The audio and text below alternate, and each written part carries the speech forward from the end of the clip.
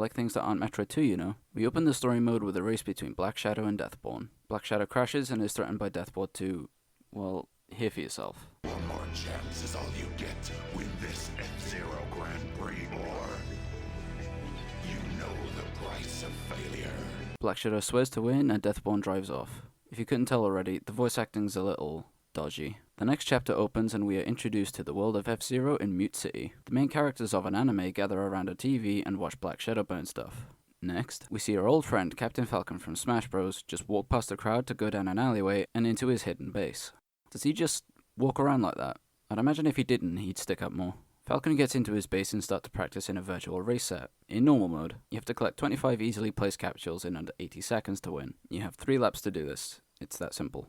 Falcon ends the simulation and finds out about the Grand Prix, with Black Shadow claiming to be the one that will win. He's really persistent about winning, by the way. The second chapter opens to a canyon with a gang on the top. Falcon drives by and gets stopped by a big samurai boy, challenging him to a race with his blue Falcon on the line. During the one-on-one, boulders of various sizes are rolled onto the track to stop you, though these are relatively easy to avoid. Falcon beats the samurai and that's kind of it. Over dramatically backflipping into the next chapter, Falcon pulls up at a budget Mos Eisley for a drink. Instead, he gets pestered by an old gambling addict to compete in a betting race complete with a whole new look and the nice name of Famicom. The mission is simple. Just win. The map is relatively simple as well. There are 2 only remotely hard turns and a bunch of straights. Falcon wins of course, but like a true bounty hunter, he ditches his reward and goes after Black Shadow who appeared on TV again, running riot. On the way, Falcon is harassed by another gang, only this time they have a very questionably voiced black guy as their leader. Guys, the party's just starting. Your goal is to destroy the leader's machine and then cross the finish line ahead of his gang, if you haven't killed them already. Falcon beats their leader and presses on towards Black Shadow.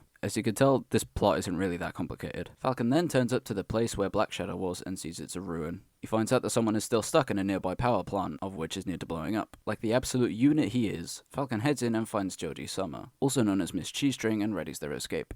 That is all you have to do. Escape within 45 seconds, but this is way easier said than done. I was stuck on this part for a solid 15 minutes, but that's not as bad as it gets, trust me. Falcon then escapes with Jodie in the nick of time. Falcon reunites her with John, also known as Strong Chin Man, and notices Black Shadow in the distance. Falcon cracks his knuckles, readies a Falcon punch and... oh, wait, he doesn't do that here. God damn it. Falcon goes to confront Black Shadow. Falcon gets trapped and Black Shadow summons Blood Falcon from Captain Falcon. I don't really understand how or why that happened, but there we go. Blood Falcon attaches a bomb to the Blue Falcon, and Captain Falcon is placed in his car and is sent on his way. The bomb is set so that if the Blue Falcon dips below 700 km per hour, it blows up. Gotta go fast, but you have to or you die. As long as you have your acceleration as high as possible, this is really easy. Oh boy, Chapter 7, here we go. Captain Falcon jumps a ramp, knocks the bomb off the Blue Falcon, and makes his way to the Grand Prix. This mission has one simple rule. Win. This is nowhere near as easy as it sounds. I played this level on normal for 2 hours and I just simply couldn't win. I was either beaten, killed by another racer, or killed by myself. Many times. I had a little break to collect myself. When I came back, I did what any sane person would do. Put the difficulty on hard mode. I beat this on my first try. No joke. The races are faster and there's even an extra lap, the latter of which I didn't even realize was a thing until I went back over the footage. There are also several hazards like bombs, lava, slippery surfaces, and sometimes no surface at all. It's insane. As a result of winning, Falcon is branded as the champion once more and picks up the champion's belt. Black Shadow is left beaten and Deathborn appears. Straight up Thanosing Black Shadow. Deathborn then, of course, challenges Falcon to a race and leaves. Captain Falcon arrives at Deathborn's lair. It turns out that the belt the Falcon has is one of 2 that contain the forces that make up the universe. Light and dark. Yep, this is actually what the belts are in F-Zero. Deathborn also has a belt. This is the dark side of the belt while Falcon has the light. They merge and Falcon and Deathborn race to see who claims the prize. This race was pretty easy, I'm not gonna lie, especially in comparison to the previous mission. I did this on my first try as well. Yeah, there are hazards and some turns are pretty tight, but if you have high acceleration you should be fine. Falcon then beats Deathborn and claims the belt, promising to always win. With that we come to the finale. Falcon's belt is hanging on the wall when it suddenly speaks to him. It turns out that 3 beings that call themselves the Creators are in the belt and that the universal forces that were mentioned earlier don't exist. The Creators then challenge Captain Falcon to a race, and they transport him into another dimension in an attempt to steal his soul to be their puppet. This is a racing game, guys, remember? This mission is deceptively tricky. There's only you and a ghost on the track. There aren't even any hazards. There are 2 things that make this really difficult. Sharp turns and no railings. At all. The camera doesn't do any favors as it's at a relatively weird angle, so you can't exactly tell what the road is like up ahead. Luckily you can zoom out. Captain Falcon then beats the Creators, takes his helmet off, and walks out of his base.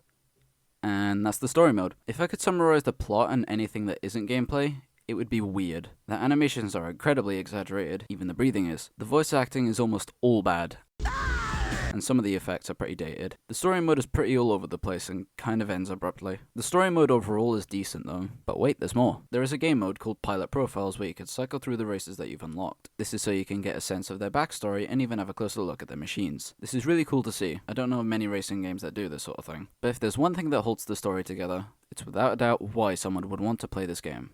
The gameplay of F-Zero GX is perfection. There's not too much else to say. Even Nintendo themselves admit that they can't do much more with the series. GX was the peak. What I'd suggest is GX but with a better story and online. The gameplay of GX holds up incredibly well, even today. You go fast and win, that's it. But not just fast. Over 1,000 kilometers per hour is the norm for F-Zero. Part of why this game holds up so well is just how well it performs. It never dips below 60 FPS. That's really impressive given what's going on in the game. There are various modes to play on: Grand Prix, Versus Battle, Time Attack, Practice, and the mentioned Story mode. You can even save replays of your races, which is pretty cool. Grand Prix will be the one that you play the most, with the possibility of unlocking 5 cups, all with varying difficulty and each featuring 5 courses. The tracks are diverse and every one of them feels different, which is really challenging for a racing game to do effectively. Even tracks with the same aesthetic could feel completely different. Some of them require different levels of acceleration or speed. For courses that have an abundance of turns or really sharp ones, you're going to want to go for acceleration. This gives you better handling and control, while if there are a lot of straights in the track, you could go for a more speedy approach at the cost of maneuverability. To even play on these tracks though, you need your character and machine. There are up to 41 machines to select if you've unlocked them all by either purchasing them or by doing challenges. Every one of them is unique in one way or another, even if they have the same grades in their body, boost, and grip. Weight and even size have roles to play in how each machine performs. I personally stick with my boy Falcon. You can even create your own machine with a pilot of your choice. Stats and traits are more apparent here. Word of warning, don't just go all A grades. It doesn't work out. Once you've selected your character and Grand Prix, the race begins with probably the best way to get you ready. 3, 2, 1, go! There is nothing more satisfying than that. I feel like I'm missing something important. Something that the F-Zero series is widely known for. Oh yeah, that's right.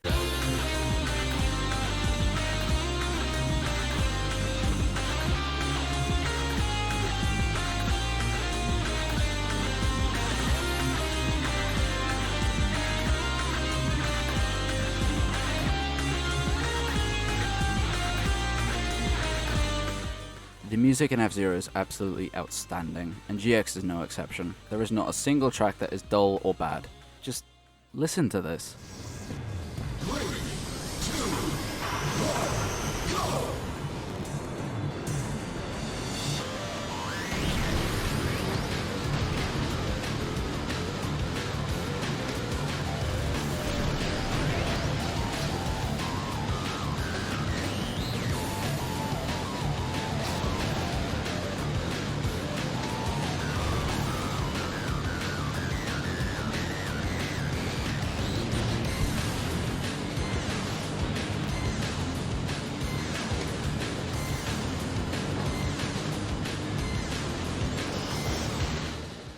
I think the music speaks for itself. And with that, we come to the end of this video, appreciating the game that is F-Zero GX. This video has been a bit different to what I normally do. Usually I just talk about Metroid, which is still going to be the main thing, don't worry. I've just been in an F-Zero mood lately, so I wanted to show my love for the game that I truly believe is the pinnacle of racing games, before or since. My next video will be about Metroid again, and it will likely be that way for a while. The subject?